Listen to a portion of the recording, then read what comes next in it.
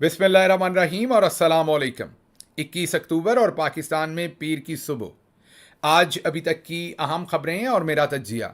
सबसे पहले आपको अपडेट देते हैं नेशनल असेंबली और सेनेट से, जहां पर पूरी रात, जी हां, पूरी की पूरी रात ज़मीर बिकते रहे और आइन पामाल होता रहा।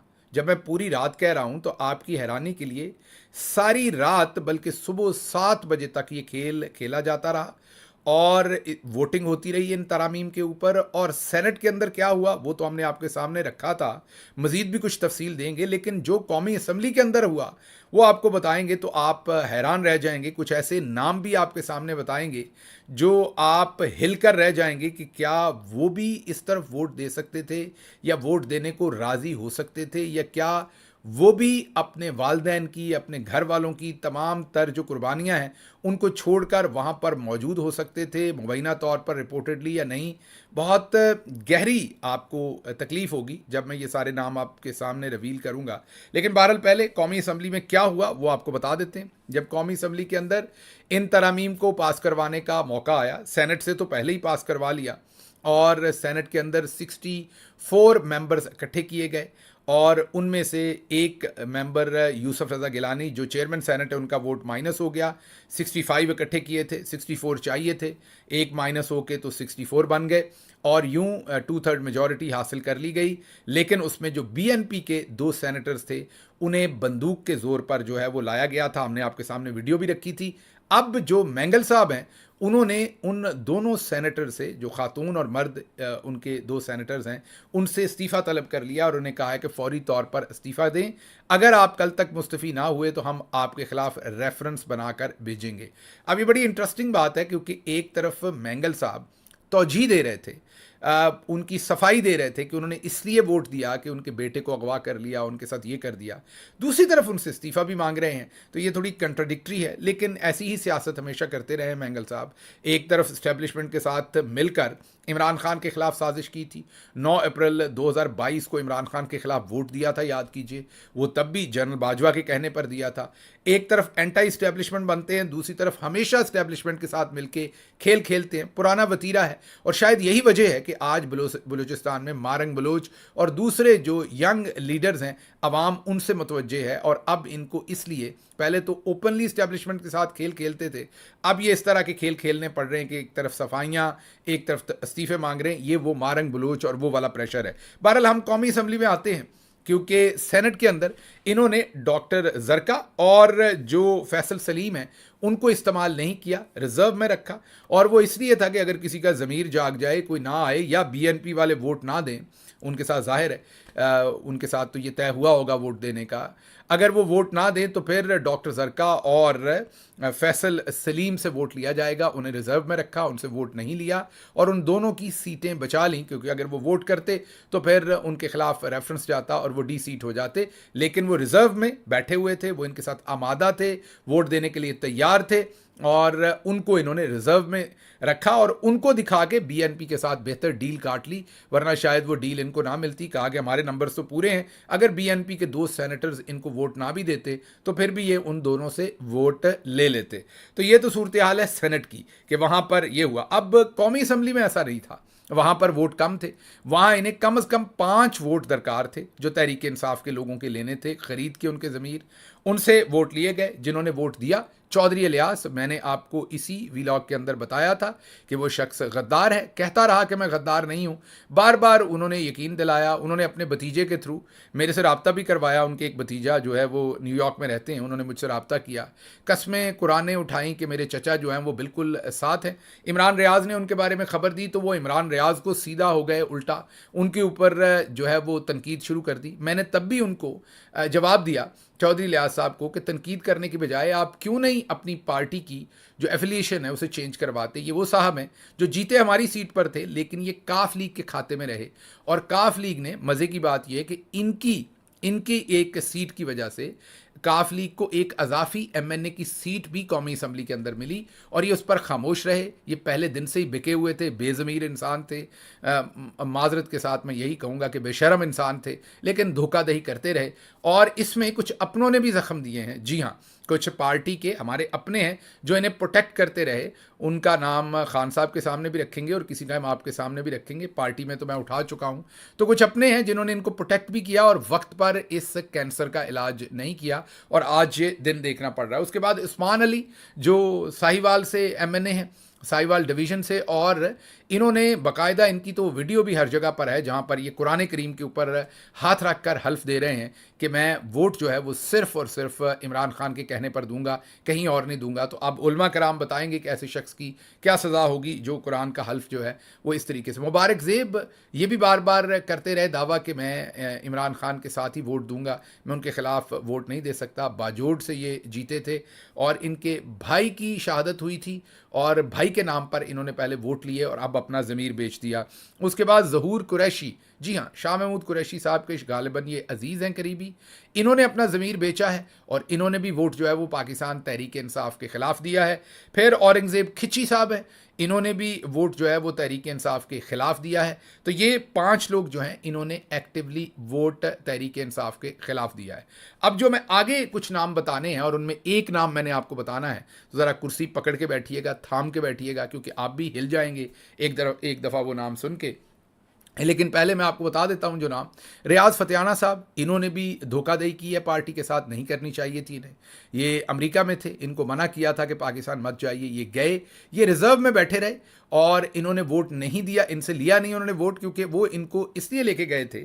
जो अगले 4 नाम हैं वो मैं आपको, उनको 5 वोट चाहिए थे टोटल और उन्होंने 4 अजाफी वोटों का इंतज़ाम किया हुआ था। वो इसलिए किया हुआ था कि वो जो 5 हैं उनमें बेज़मीर तो है, लेकिन हो सकता है आखिरी मिनट पर किसी एक आध का ज़मीर जाग जाए, तो फिर उसको फिल करने के लिए ये 4 रिजर्व रखे हुए थे। जैसे सेनेट में उन्होंने 2 रिजर्व रखे हुए थे जो हमने आपको बताया।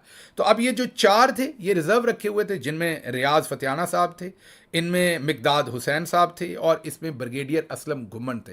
ये इनके पास थे। अब जाहिर है पार्टी हतमी तौर पर, अभी पार्टी ने इनका ऐलान नहीं किया, ये मैं पार्टी के तौर पर इनके बारे में ये इन्फॉर्मेशन, ये जो आने वाले नाम है 4 जो है इनकी बात कर रहा हूँ। वो जो ऊपर के 5 नाम है, चौधरी इलियास, उस्मान अली, मुबारक ज़ेब, ज़हूर कुरैशी, औरंगज़ेब खिची, इनको पार्टी ऑफिशियली अब ट्रेटर डिक्लेयर कर चुकी है, इनके बारे में ऐलान कर चुकी, क्योंकि इन्होंने तो उन जो तरामीम है उनमें वोट कर दिया, ये लोटे बन चुके हैं। ये जो 4 हैं, क्योंकि ये रिजर्व में बैठे हुए थे और इनको इस्तेमाल नहीं किया गया, तो अब इनके बारे में पार्टी के अंदर इंफॉर्मेशन गैदर की जा रही है। बहरहाल बहुत ही सीनियर तरीन लोग पार्टी के, हमारी पार्टी के जो पार्लियामेंट के अंदर मौजूद थे, उन्होंने मुझे कम अज़ कम ये कंफर्म किया है कि ये वहाँ पर इनकी भी बातचीत हो चुकी थी या ये हमारे से राब्ते में नहीं थे। ये जो 4 लोग जिनके मैं नाम आपको बताने जा रहा हूँ, उसमें मैंने आपको रियाज फतेहाना साहब बताया है, मिकदाद हुसैन साहब बताए हैं और सियालकोट से ब्रिगेडियर असलम घुम्मन बताए हैं। ये तीनों के तीनों रिज़र्व के तौर पर रखे गए थे कि अगर वो 5 जिनसे वोट लिया किसी का ज़मीर जाग गया, कई दफ़ा मुर्दा ज़मीर जाग जाता है ना, तो फिर इनमें से किसी और को उतारेंगे और वोट लेके अपनी तरामीम जो है वो पूरी करवा लेंगे। तो अब जो चौथे साहब हैं उनका नाम कल से, बल्कि परसों से, 2 दिन से मीडिया के ऊपर आ रहा है और उससे अब बहुत बड़ी कंट्रोवर्सी शुरू हुई है। अच्छा, मुझे ये 3 दिन पहले ये नाम बहुत ही ज़िम्मेदार एक सोर्स ने, आप कह लें एक बहुत ही ज़िम्मेदार शख्सियत ने बताया। मैंने उसी वक्त ट्वीट किया और मैंने ये कहा कि ऐसा नाम है कि मेरी हिम्मत नहीं पड़ रही वो लेने की। मुझे जब बताया गया तो हालांकि मुझे नाम, ये तमाम नाम मुझे पहुंच चुके थे आज से 3 दिन पहले, और इन तमाम नामों के बारे में फिर पार्टी की लीडरशिप को भी आगाह कर दिया गया था। मैं यहाँ खराज तहसीन पेश करूँगा आमिर डोगर साहब को कि उन्होंने सवाए एक नाम के बाकी तमाम, वो नाम मैं अभी आपको बताऊंगा जो एक नाम अभी तक मैंने आपको नहीं बताया, बाकी तमाम नाम उन्होंने लीडरशिप को बता दिए थे 1-2 दिन पहले कि ये तमाम लोग जो हैं ये कंप्रोमाइज़ हो चुके हैं, ये हमारे साथ राब्ते में नहीं हैं। और ये जो एक नाम है, ये 3 से 4 दिन पहले मुझे एक बहुत ही बावसूख जो है वो सोर्स ने बताया। मैंने ट्वीट किया और उसमें ये लिखा उस वक्त, उस ट्वीट के ऊपर जो मैं आपको स्क्रीन पर दिखा रहा हूँ, कि मेरी हिम्मत नहीं पड़ रही कि मैं उस शख्सियत का नाम लूँ, क्योंकि मुझे यकीन नहीं आ रहा कि वो भी ये कर सकते हैं। इसलिए मैं इंतज़ार करूंगा जब तक वो ये काम कर नहीं देते या ये सब कुछ नहीं हो जाता। कम अज़ कम मेरा हौसला नहीं पड़ता, क्योंकि उनके वालिद मोहतरम का एहतराम भी है, पार्टी के लिए उनकी कुर्बानी भी है। उसके बावजूद जब ये नाम सुना तो तकलीफ़ हुई सुन के। वो नाम है ज़ैन कुरैशी साहब का, शाह महमूद कुरैशी साहब के बेटे। शाह महमूद कुरैशी साहब किस तरीके से आपको पता है कि पार्टी के साथ खड़े हैं, जेल काट रहे हैं, और उनको ज़ाहिर है उनको भी तकलीफ़ होगी, बिल्कुल तकलीफ़ होगी उन्हें, मैं पूरा, मुझे इस चीज़ का यकीन है। वो भी एक्सपेक्ट नहीं कर रहे होंगे कि ज़ैन कुरैशी साहब ने रिपोर्टेडली, मैं कहूँगा यहाँ पर मुबैना तौर पर कहूँगा, इसलिए ये कहूँगा कि अभी तक पार्टी ने ऑफिशियली इसका ऐलान नहीं किया और हतमी इसके ऊपर अपना ओपिनियन नहीं दिया। जब देंगे तो आपके सामने रखेंगे। जिन सोर्सेज से मैंने बात की उन्होंने ये कन्फर्म किया कि ज़ैन साहब जो थे वो आप ये कह लीजिए कि वो वोट देने के लिए तैयार थे। अब इस सारी सिचुएशन के अंदर ज़ैन कुरैशी साहब की एक तो जो बहन है उन्होंने एक ट्वीट किया, और ये ट्वीट उन्होंने कल शाम को किया, और उसमें उन्होंने बताया 20 तारीख की शाम को उन्होंने ये ट्वीट किया, और उन्होंने कहा कि 16 तारीख से उनके भाई के साथ उनका कोई राब्ता नहीं है। ये हम आपको बता रहे हैं, जो ट्वीट हम आपको दिखा रहे हैं स्क्रीन के ऊपर। अब याद कीजिए कि ज़ैन कुरैशी साहब की अहलिया जो हैं उनको भी उठाए जाने की खबर आई थी, तो जैसे ही वो अगवा हुई थी तो विद इन शायद 15 मिनट्स, जी हाँ 15 मिनट के अंदर अंदर ज़ैन कुरैशी साहब की जो बहन है उन्होंने फौरी तौर पर ट्वीट कर दिया था कि मेरी भाभी को, मेरी जो भावज है उनको उठा लिया गया है और इस तरीके से उन्हें अगवा किया है। मतलब बहुत ही प्रम्प्ट थी वो, ना सिर्फ ट्वीट किया था, उन्होंने एक वीडियो मैसेज भी जारी किया था, और उसी वक्त बगैर डरे बगैर लर्जे उन्होंने अपने रिजॉल्व का भी अयादा किया था कि हम किसी सूरत इमरान खान को धोखा नहीं देंगे और इमरान खान के साथ खड़े रहेंगे, ये उन्होंने कहा था। लेकिन अब सूरत हाल ये है इस वक्त कि ज़ैन कुरैशी साहब के बारे में वो 20 तारीख की शाम को ये ट्वीट कर रही हैं, जी वही मेहरबानो कुरैशी साहबा, कि उन्होंने ये ट्वीट 4 दिन बाद किया। एक तो अब लोग उस पर सवाल पूछ रहे हैं कि जब आपने अपनी भावज का ट्वीट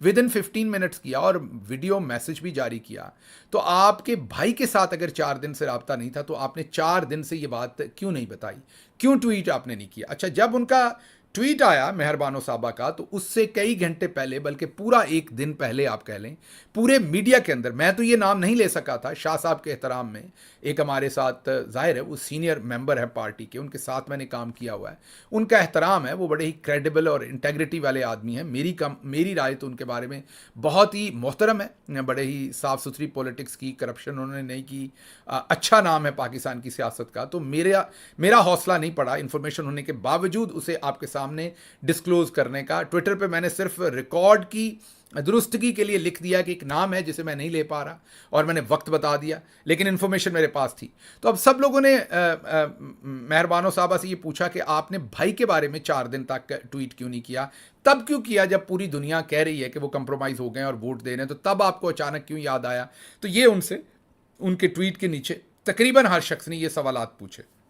उसके बाद हमें हमारे जो सहाफ़ती सोर्स हैं, हमारे जो पार्टी के सोर्सेज हैं, जो पार्लियामेंट में थे, उन तमाम लोगों ने ये कंफर्म किया कि ज़ैन साहब जो हैं उनकी उस तरफ बात हो चुकी है। लेकिन हमने फिर भी उनका नाम पिछले व्लॉग में भी नहीं लिया और इंतज़ार किया कि पूरी तौर पर, हतमी तौर पर हमारे सामने ये इन्फॉर्मेशन आ जाए। अब जो इन्फॉर्मेशन आई है उसमें हम कम अज़ कम इस पोजीशन में हैं कि आपके सामने ये नाम दे सके।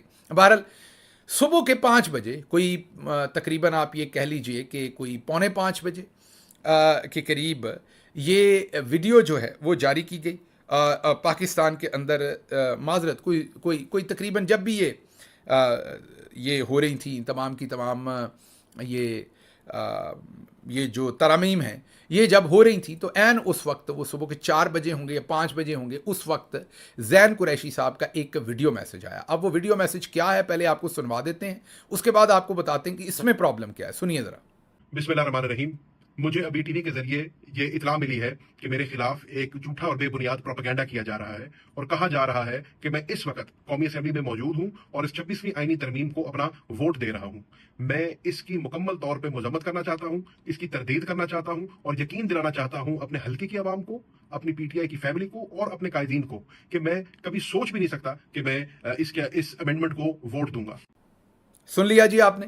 अब इस मैसेज में ज़ैन कुरैशी साहब एक तो वक्त बता रहे हैं किस टाइम उन्हें पता चला, और वो कह रहे हैं कि उन्हें पता चला कि उनके बारे में ये प्रोपेगेंडा चल रहा है, और उन्हें ये भी पता है इस वक्त कि तरामीम हो रही हैं पार्लियामेंट में। इसका मतलब है कि अगर 1 मिनट के लिए हम उन्हें हम ये प्रोपेगेंडा उनके बारे में समझें और ये समझें कि जो वो वीडियो में कह रहे हैं कि उन्होंने वोट नहीं बेचा या वो बिल्कुल कंप्रोमाइज़ नहीं हुए और वो बिल्कुल तहरीक इंसाफ के साथ खड़े हैं, तो फिर इसका ज़रा थोड़ी सी डायसेक्शन कर लेते हैं। तो इसका मतलब वो जिस भी जगह पे हैं वहाँ उनके पास वीडियो मैसेज रिकॉर्ड करने की फैसिलिटी है, नंबर 1। नंबर 2, वो जिस भी जगह पर हैं वहाँ पर उन्हें इन्फॉर्मेशन मिल रही है बाहर की दुनिया की कि बाहर तरामीम पास हो रही हैं, बाहर ये हो रहा है। तो इसका मतलब है कि उन्हें ये भी पता चल रहा है कि पिछले पूरे 2 दिन से पूरे सोशल मीडिया पर उनका नाम है और सारे लोग उनके बारे में कह रहे हैं कि वो कंप्रोमाइज़ हो चुके हैं।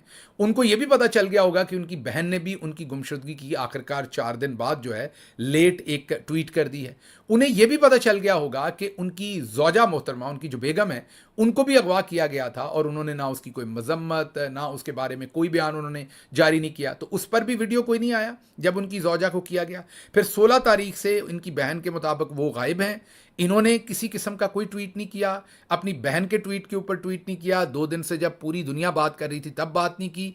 जब तरामीम हो गई, जी हाँ मैं रिपीट कर रहा हूँ, जब तरामीम हो गई तो उस वक्त इनका वीडियो मैसेज जो है वो जारी हुआ। अब ये बड़ी इंटरेस्टिंग बात है, ये ज़रा देखिएगा, इसके ऊपर टाइम स्टैम्प देखिए और ये ज़रा देखिए, ये फरहान विर्क साहब, जी हाँ ये फरहान विर्क साहब ने ये ट्वीट किया है और इसके ऊपर आप ज़रा टाइम स्टैम्प देख लीजिए और टाइम स्टैम्प देखने के बाद आपको अंदाज़ा हो जाएगा कि ये सबसे पहले ये जो वीडियो है ये फरहान विर्क जो इस वक्त आप ये कहें कि इस्टेब्लिशमेंट के और नून लीग का सोशल मीडिया चलाते हैं, सबसे पहले सोशल मीडिया के ऊपर जैन कुरैशी साहब का वीडियो मैसेज जो है वो फरहान विर्क के अकाउंट से ट्वीट हुआ। अब ये इटसेल्फ बहुत कुछ बताती है ये बात। उसके कोई बहुत देर के बाद, वो भी हम आपको टाइम स्टैम्प दिखा रहे हैं, उसके बहुत देर के बाद जैन कुरैशी साहब के अपने अकाउंट से हुआ और फिर जाहिर है जब पहली दफ़ा आ जाती है सोशल मीडिया पे चीज़ तो वो सर्कुलेट होना शुरू हो जाती है। लेकिन सबसे पहले सोशल मीडिया के ऊपर जो है वो फरहान विर्क ने ये ट्वीट, ये जो वीडियो मैसेज था जो हमने आपको दिखाया वो शेयर हुआ। इसका मतलब ये है कि ये वीडियो मैसेज फरहान विर्क साहब ने बनाया या उनको प्रोवाइड किया गया। तो इसका मतलब है कि जैन कुरैशी साहब या नून लीग के साथ थे या एस्टेब्लिशमेंट के साथ थे, तभी तो फरहान विर्क के पास सबसे पहले वो वीडियो मैसेज था और उससे कई देर के बाद जाकर जो है वो जैन कुरैशी साहब ने अपने अकाउंट से किया। मेरा छोटा भाई है लेकिन ये उन्होंने अपना नुकसान मज़ीद किया है। ये वीडियो मैसेज देकर उन्होंने अपनी साख को मज़ीद नुकसान पहुंचाया और स्पेशली इस वीडियो मैसेज के अंदर जो ब्लंडर हुआ है कि फरहान विर्क ने पहले ट्वीट कर दिया है वो वीडियो जो उनकी है और उसके बाद इनके मैसेज से आया है, उससे इन्होंने अपना मज़ीद जो है वो नुकसान किया, अपनी क्रेडिबिलिटी को मज़ीद हिट किया। अपने वालिद साहब जिन्होंने बहुत साफ़ सुथरी सियासत की और मैं बार बार आपको कह रहा हूँ कि मैं बहुत एहतराम करता हूँ उनका, बहुत मेरे दिल में उनका एहतराम है। मुझे बहुत तकलीफ़ है कि उनको जब ये पता चलेगा तो वो किस कदर तकलीफ़ में से शाह साहब गुजरेंगे कि उनकी ये सारी कुर्बानी जो कुछ उन्होंने किया था उसको पानी में मिलाकर रख दिया गया, ये जो कुछ भी हुआ है। बहरहाल अब पार्टी का यही है कि जैसे ही वो ये तमाम चीज़ें क्लियर कर लेंगे तो उसके बाद वो सामने रखेंगे कौन कौन से ये लोग हैं। उसमें ज़ाहिर है जैन साहब के बारे में बताया जाएगा कि उन्होंने ये क्या किया, कैसे किया, किस तरह से किया। तो और भी बहुत सारी चीज़ें हैं जो मैंने आपके साथ शेयर करनी थी, जैसे कि फजल रहमान साहब के बयानात जो उन्होंने मौसम की तरह रंग बदले चंद दिन पहले, वो क्या कह रहे थे ये ज़रा सुनिए। अब रही बात पार्लियामान की, तो ये पार्लियामान तो इतनी बड़ी तरमीम का हकदार नहीं है। इस पार्लियामान का वो मैंडेट नहीं है कि वो इतना बड़ा काम कर सके। हम समझते हैं कि इलेक्शन हो, हकीकी मानों में अवाम के सही नुमाइंदे मैदान में आए, पार्लियामेंट पर अवाम का एतमाद होना चाहिए। इस जाली किस्म के पार्लियामेंट से इतनी बड़ी आईनी तरमीम कराना ये बजाते खुद एक नाइंसाफी है। ताहम हमने एक बात की है कि हम अगर पार्लियामानी किरदार भी जारी रखेंगे तो हमने ज़रूर पार्लियामेंट में, सुन लिया आपने, चंद दिन पहले तक वो कह रहे थे कि इस पार्लियामेंट के पास इस्तेहकाक ही नहीं है। ये बात नहीं कह रहे थे कि मुसवदा अच्छा है, बुरा है, ये मुसवदा होना चाहिए, नहीं होना चाहिए। चंद दिन पहले तक वो ये कह रहे थे कि इस पार्लियामेंट के पास इस्तेहकाक ही नहीं है कि ये कर सके, क्योंकि ये फॉर्म 47 पे नए इलेक्शन करवाएं फिर तरामीम होंगी। आज उन्होंने तरामीम भी कर दी, तो मौसम की तरह मौलाना साहब ने भी रंग बदले। ये मेरा ज़ाती ओपिनियन है, पार्टी का जो भी ओपिनियन है वो ज़ाहिर है मैं उसका पाबंद हूँ, लेकिन मैं ज़ाती तौर पर आपको हमेशा बताता रहा हूँ कि मौलाना के करीब बहुत ज़्यादा तहरीक इंसाफ को नहीं जाना चाहिए। मैं जुमले रिपीट करता हूँ जो मैं हमेशा कहता था, आप अक्सर लोग जो है जब कुछ हो जाता है तो उसके बाद उसका क्रेडिट लेने के लिए कहते हैं मैंने पहले ही कहा था। तो मैं जुमला रिपीट करता हूं ताकि आपको याद आए। मैंने हमेशा ये कहा था कि मौलाना साहब के साथ जितनी भी तस्वीरें तहरीक इंसाफ खिंचवाएगी बाद में वो उनके ऊपर पछतावा होगा। बहुत एहतियात करनी चाहिए तहरीक इंसाफ को उनके करीब जाने के लिए। ये मेरा ज़ाती ओपिनियन है और ये मैं आपके सामने रखता रहा हूँ। और दूसरा ओपिनियन जो मैं पिछले 5 महीने से रख रहा हूँ वो था कि जनरल आसिम मुनीर साहब कभी भी काजी फाइज ईसा साहब को चीफ जस्टिस के तौर पर नहीं रखेंगे। 5 महीने पहले हमने आपको बताया था। आपको लगता होगा अंदर की खबर है, जैसे बहुत सारे लोग ये क्लेम करते हैं। बिल्कुल कोई अंदर की खबर नहीं थी। जो पॉलिटिकल छोटी मोटी ट्रेनिंग है उससे जो चीज़ें सामने थी चेस बोर्ड पे उनको देख सकता था, पढ़ सकता था। उनके जो चौधरी गुलाम हुसैन साहब कहते होते हैं कि सब कुछ को साथ मिला के पढ़ें, पूरी तस्वीर को साथ मिला के पढ़ें तो चीज़ें समझ आ जाती हैं। तो पूरी तस्वीर को साथ मिला के पढ़ता था तो समझ आती थी कि जितना ह्यूमिलिएट नवाज़ शरीफ साहब फील करते हैं कि उन्हें जनरल आसिम मुनीर साहब ने किया है, पिछले इलेक्शन में हराया है, उनकी पार्टी के अंदर उन्हें ह्यूमिलिएट किया है, बेइज्जत किया है, उनके पल्ले कुछ नहीं छोड़ा। तो नवाज़ शरीफ साहब वुंडेड हैं और काजी के वो बहुत करीब हैं। अगर काजी को एक्सटेंशन मिल गई तो नवाज़ शरीफ और काजी मिलके जो हैं वो फिर आसिम मुनीर साहब के लिए प्रॉब्लम्स खड़ी करेंगे। इस वजह से मैंने 5 महीने पहले आपके सामने ये रखना शुरू किया था कि काजी साहब जो है वो इस्तेमाल हो जाएंगे। लेकिन यकीन कीजिए मुझे ये नहीं पता था कि वो टिश्यू पेपर की तरह इस्तेमाल तो होंगे। ये तो मैं आपको कहता था, मुझे लगता था डस्टबिन में फेंके जाएंगे, लेकिन इस्टेब्लिशमेंट ने उन्हें आखिरी वक्त कमोड में फेंका है और फ्लश कर दिया है। और अब काजी साहब को ये भी नहीं पता कि उन्होंने निकलना किस गटर में जाके है, तो उनका बेचारों का ज़्यादा ही बुरा इस्तेमाल कर दिया। लेकिन गलीज आदमी थे, यही उनके साथ होना था, वो उनके साथ हो गया है। और भी काफ़ी सारी खबरें हैं जो मैंने यहाँ आपको देनी थी, लेकिन वक्त ज़ाहिर है कम है, वक्त पूरा हो गया है, इसलिए उन खबरों को मैं पंजाबी वीलॉग में कवर करूँगा। आजकल हम आपसे रिक्वेस्ट नहीं कर रहे लाइक करने की और कमेंट करने की, इसलिए थोड़े कमेंट सेक्शन में कमेंट भी आपके कम हो गए हैं और लाइक सेक्शन में भी कमी आई है। इससे होता क्या है कि फायरवॉल फिर हमें बहुत ज़्यादा इफेक्ट करती है, हिट करती है। इसलिए आपको ना भी याद करवाएं तो आपने ये सपोर्ट करते रहना है कि इन वीडियोज़ को लाइक भी करते रहें और इन पर कॉमेंट भी करते रहें। और अब जो बाकी मांदा खबरें हैं जो हम इधर कवर नहीं कर सके वो आपके सामने हम आज के पंजाबी वीलॉग में रखेंगे। मुझे यहाँ से इजाज़त दीजिए। अल्लाह आपका हामी और नासिर हो। पाकिस्तान जिंदाबाद।